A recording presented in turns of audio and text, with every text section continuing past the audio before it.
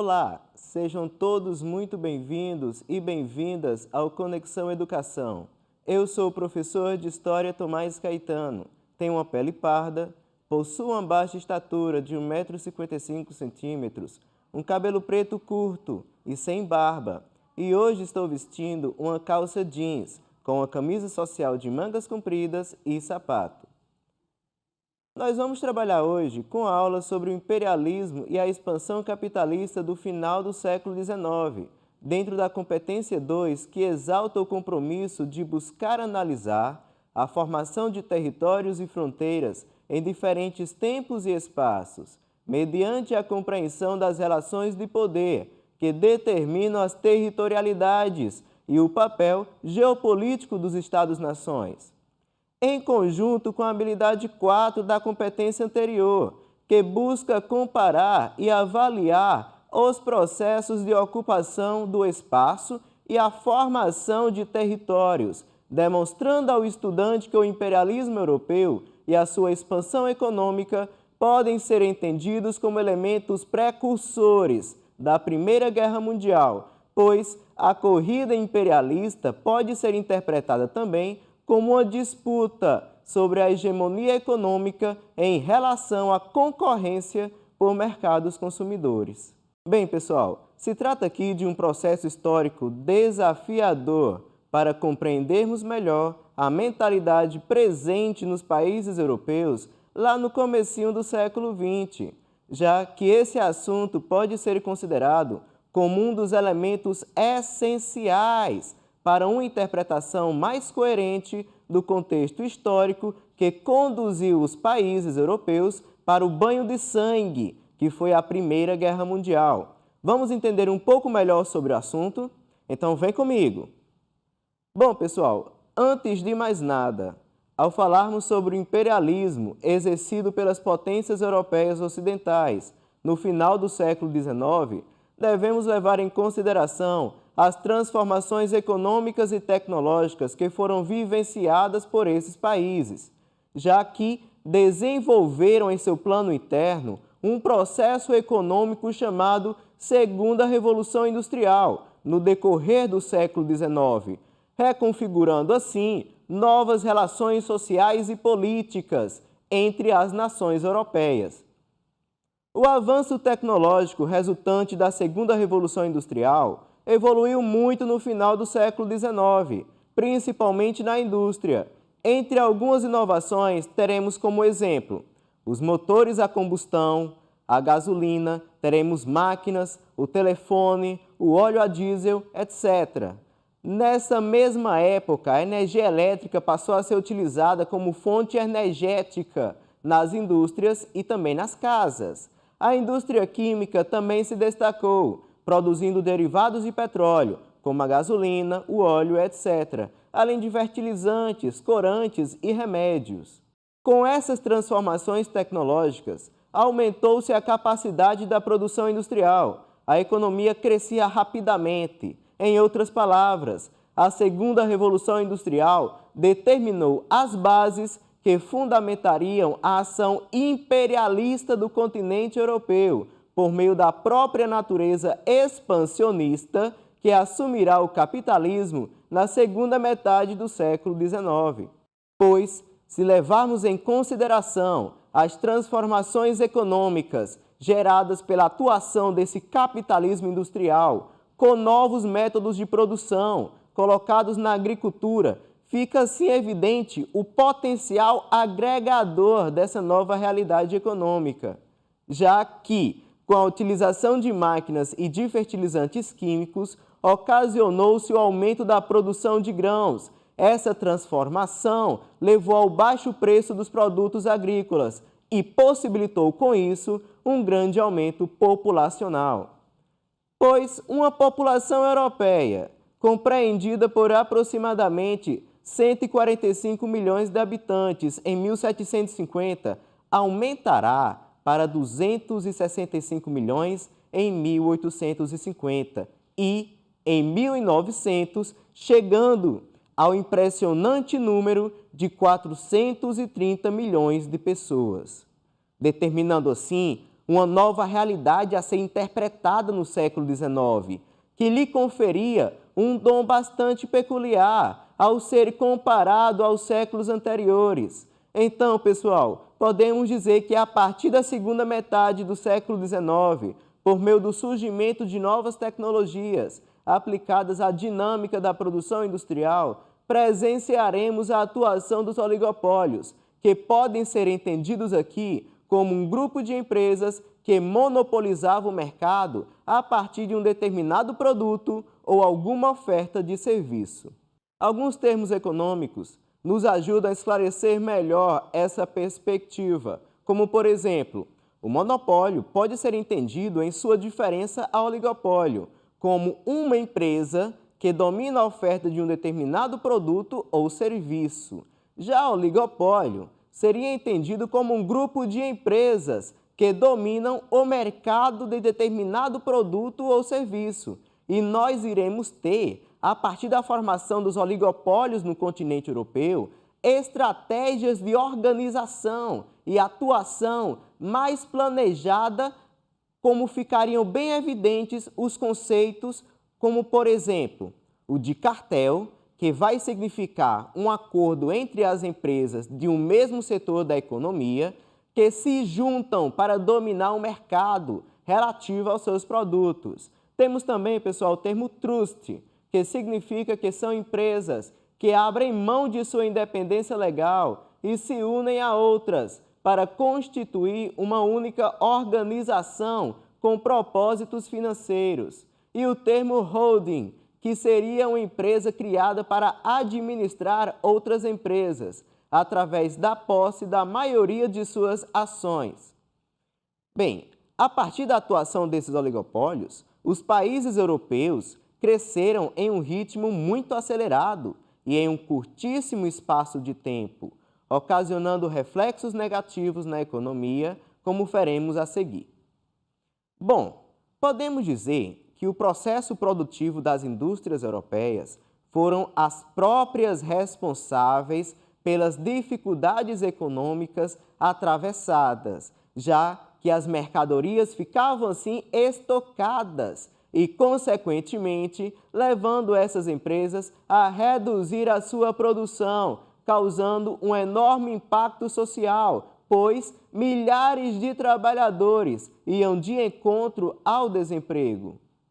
Então, o contexto vivenciado aqui pode ser interpretado como uma crise no sistema capitalista a partir de 1873, no qual muitas companhias e empresas irão colapsar, aumentando um aumento no desemprego e na pobreza. Nessa perspectiva, ao avaliarmos os anos compreendidos entre 1873 a 1895, o continente europeu e os Estados Unidos da América foram engolidos por um período de sérias dificuldades econômicas. Cerca de 35 milhões de pessoas estavam deixando o continente europeu rumo ao continente americano, principalmente para os Estados Unidos, em um dos maiores processos migratórios já conhecidos na história.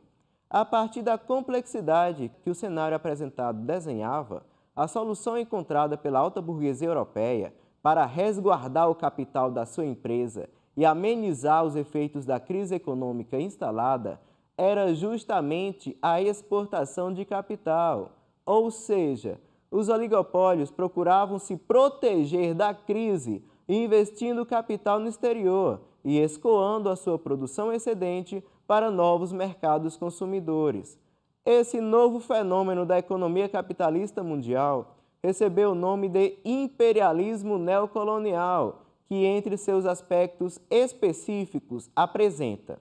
o formato neocolonial é, na verdade, o novo colonialismo, que surge por ser em outra época e por atingir outros continentes, neste caso, África e Ásia. Porém, os objetivos de dominação e exploração permanecem os mesmos. Os invasores no continente africano foram as potências europeias, como a Inglaterra, a França, a Bélgica, Holanda e a Alemanha, que desenvolveram uma corrida à África e a sua consequente partilha.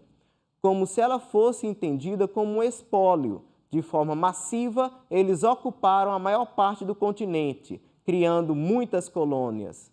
Prestem atenção, pois, em relação à partilha da África, conceito como é conhecido as divisões do continente africano, realizado pelos países europeus, foi determinado a partir da Conferência de Berlim em 1884, no qual se instituiu normas para a ocupação do território africano, sem levar em consideração aspectos étnicos e culturais no qual viviam as comunidades africanas inseridas nesse contexto, unindo assim, sob o ponto de vista geográfico, tribos historicamente inimigas e separando integralmente comunidades que partilhavam de relações sociais em comum, gerando impactos extremamente negativos para o contexto geopolítico africano, que ainda podem ser sentidos em pleno século XXI, como é o caso dos conflitos étnicos, que ainda se propagam nesse continente.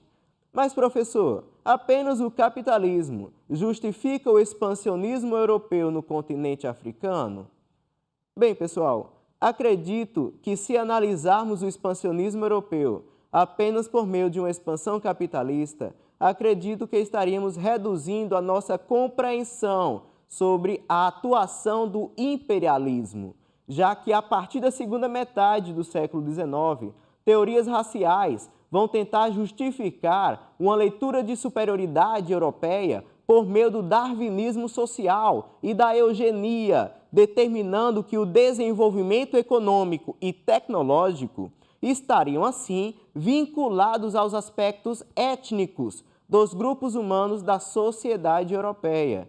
Darwinismo social, professor? Sim, o darwinismo social foi uma leitura do evolucionismo da biologia, só que aplicado de forma equivocada na sociedade, pois buscou traduzir a seleção natural como um meio para definir novas formas de relação na sociedade, já que justificava-se a exploração, a escravização e a destruição do colonizado como um processo natural de superioridade do colonizador. Já no continente asiático, conceituaremos dois acontecimentos que ocorreram no Império da China em relação ao imperialismo europeu, tanto no final do século XIX como no começo do século XX, que podem nos ajudar a transmitir melhor as características desse processo colonizador global.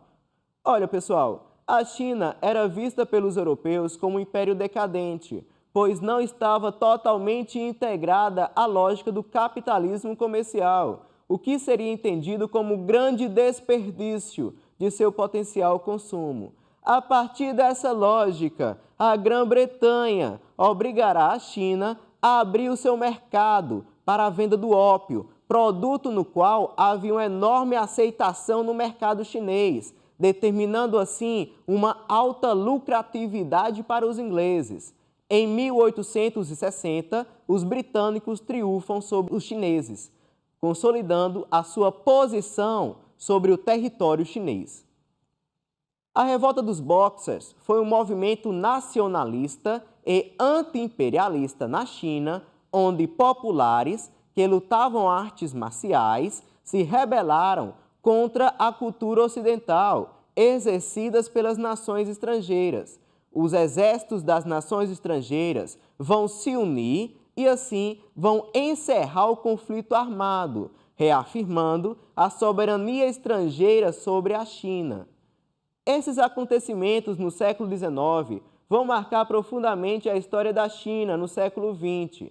Já o imperialismo inglês na Índia apresenta algumas características que reforçam a perspectiva histórica de atuação política em consonância com a atuação capitalista. Entre os aspectos que nos permitem visualizar melhor esta compreensão está a Revolta dos Cipaios, de 1857 a 1859, que foi uma insatisfação conjunta dos soldados indianos que serviam à coroa britânica e por considerarem práticas que feriam a sua fé religiosa, tanto em relação aos hindus como aos muçulmanos. Os britânicos vencem os soldados indianos e as suas lideranças políticas, consolidando a sua posição na Índia até 1947.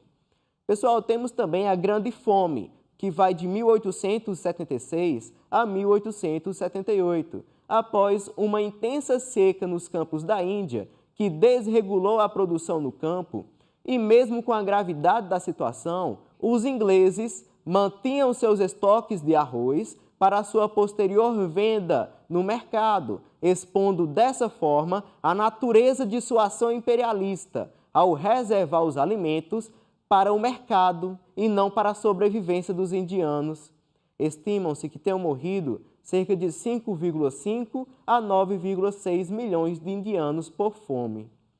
E assim como ocorrido no continente europeu, pessoal, os Estados Unidos também lançaram-se em um empreendimento imperialista, já no final do século XIX e no começo do século XX. E são aspectos do imperialismo americano dois conceitos básicos. Primeiro, a doutrina Monroe, ou América para os americanos. Pela leitura que é feita pelos historiadores da América Latina, a política de defesa da América contra os europeus servia, na verdade, para favorecer os interesses americanos. E o Big Strike, ou política do grande porrete, foi uma série de intervenções armadas que ficou traduzido pelo seguinte ditame: falar mansinho com um porrete na mão, como faziam os policiais americanos ao abordar os seus suspeitos na rua. A emenda Platt permitia também umas intervenções norte-americanas e assegurava concessões para a exploração de minerais, além da construção de uma base naval em território cubano. E ficou evidente, a partir desse conceito, a diplomacia do dólar, que era uma forma de dominar os países por meio de empréstimos e concessões. A partir da história da América Latina no século XX, podemos afirmar que a atuação dos Estados Unidos em relação aos países americanos ainda se mostra bastante atuante, principalmente com as poderosas armas do embargo econômico e das sanções. Bem, pessoal, na aula de hoje conseguimos compreender um pouco mais sobre o alcance do imperialismo e da expansão capitalista na formação de novas relações de poder entre as nações, por meio de uma expansão capitalista europeia lá no final do século XIX e no começo do século XX, que buscou escapar da crise econômica de 1873 por meio de uma conquista violenta por mercados consumidores, a partir de um alinhamento entre capitalismo industrial europeu e os interesses políticos das nações europeias, aumentando a venda dos seus produtos, porém a um enorme custo para a população colonizada, pois, com a partilha da África, a partir da Conferência de Berlim, em 1884, os europeus ampliaram a sua atuação neste continente, que era inferiorizado por meio das teorias raciais presentes na época no continente europeu, determinando o panorama político totalmente desfavorável aos africanos e levando a vivenciarem graves problemas internos durante o século XX. Já que o alinhamento entre o capital financeiro e o interesse político das nações levarão ao controle dos mercados chineses e indianos, que eram bastante cobiçados já pelo tamanho de sua população e, consequentemente, pelo seu potencial em absorver as mercadorias europeias. E nessa perspectiva, compreendemos também a atuação dos Estados Unidos da América ao contexto do imperialismo, ao levar as suas empresas a atuarem de uma forma muito mais abrangente dentro do mercado latino-americano, principalmente na exploração dos seus recursos naturais, acarretando inúmeros prejuízos econômicos ao colonizado, que até hoje não conseguiu se libertar dos entraves que servirão de obstáculos ao seu crescimento, já que foram frutos de uma ação imperialista que deixou sequelas profundas na economia e na sociedade latino-americanas. Bem, pessoal, não deixem de acompanhar o Guia do Estudante para uma compreensão mais ampla do assunto estudado e não deixem de escutar o podcast para uma síntese sobre a videoaula. Eu vou encerrando por aqui. Foi muito bom estar com vocês. Um forte abraço a todos e até a próxima!